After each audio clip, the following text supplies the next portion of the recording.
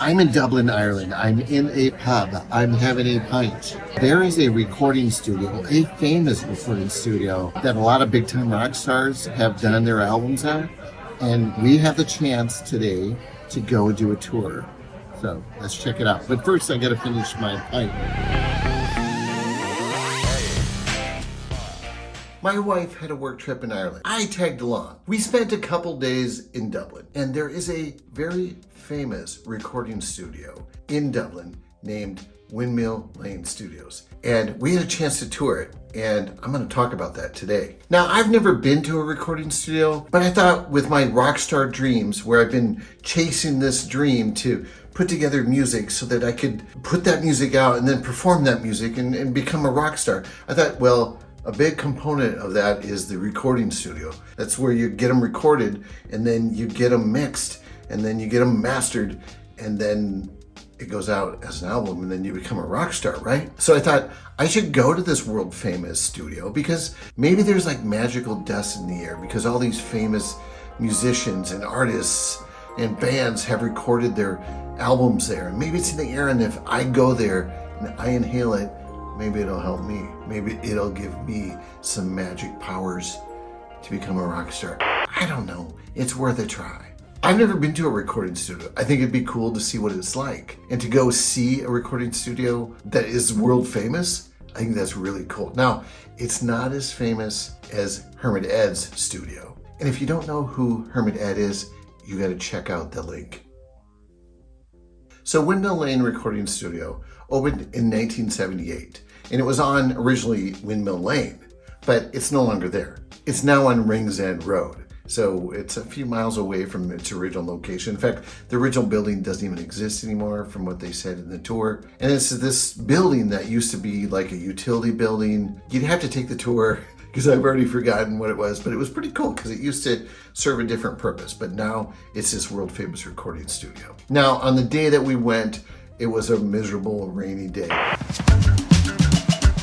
On the way to the studio in perfect Dublin weather.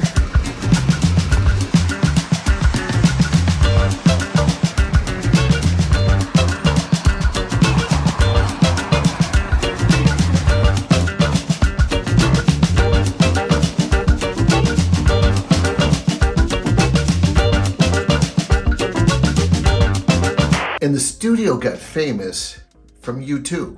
U2 was a pretty much unknown band. They were from Dublin, and they recorded their debut album there. And since, there have been so many big artists / bands that have recorded music in Windmill Lane Studios. To name a few, hang on, I gotta read this list here, hang on. David Bowie, the Rolling Stones, Kate Bush, AC/DC, Bruce Springsteen, the Cranberries, Depeche Mode, Lady Gaga, and a bunch of other artists. So when we went, I didn't think there was going to be that many people, but it was a pretty packed tour. I would say there were 20 so people that were on the tour. So the first thing they do is they bring you into a room and they kind of just go over what happens in a recording studio. So they show how computers can be used to record sound and record music, and the tools that they use, kind of the basics. They kind of go over the basics of what recording's like nowadays. They had like older equipment on display. They didn't go into much of it. They didn't discuss a ton of it, but it was around that you could take pictures of it and take a look at it. I thought it was interesting. I got to do this fun thing. Look, I'm here for weather. The next place they brought us to was, I believe, Studio 3. It was essentially a room where they do a lot of the mixing. They had a fun little activity there where no one volunteered, so I did. Where essentially you got to sit down at the board and use the levers and play around with things to kind of work on a mix. What's your first name, sir? Chris. Chris. And Chris, where are you from today? Minnesota. Minnesota. Okay. So Chris, I've named the channels here for you, and if everyone can see those. So this is your volume for the microphone on the kick drum. So obviously we call it kick, snare, and then 3 and 4. These are your overhead ambience pair. They're what we call the stereo pair, left and right. But these in particular will capture more of the room sound, picking up more of a live feel on the drums, the cymbals and stuff. And then we have a percussion cowbell. What do we say about cowbell? More please. Cowbell. So Chris, if you do the first 6 here, we'll get someone to do the next part. Oh my gosh, he's all ready. Hold on. All right. Off you go there. Yeah. And bring them up to the green light, kind of 0, just to get a nice balance.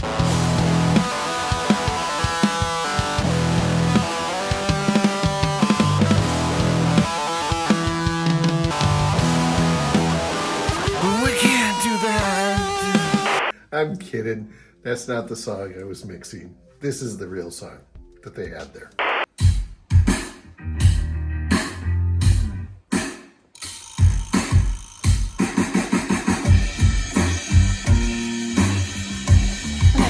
These are your solo buttons. Like you can solo things out there. Can I play it? Yeah. But that's your overhead. Okay. Stick it again. Hit that solo again for me. This one right here? Yeah. There's your, yeah. Oh, okay. Just so you hear it. There you go. Off you go then.